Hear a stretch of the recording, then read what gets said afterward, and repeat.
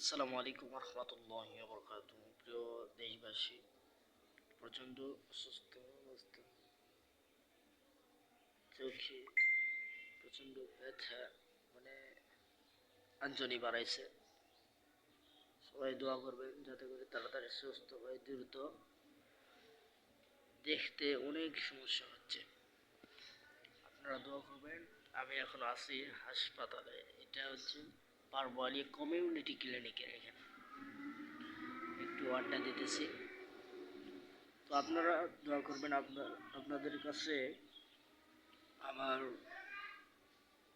যে কথাটি শেয়ার করলাম, কথাটি হলো যে প্রচণ্ড চোখে ব্যথা করতেছে, ফুলে উঠছে,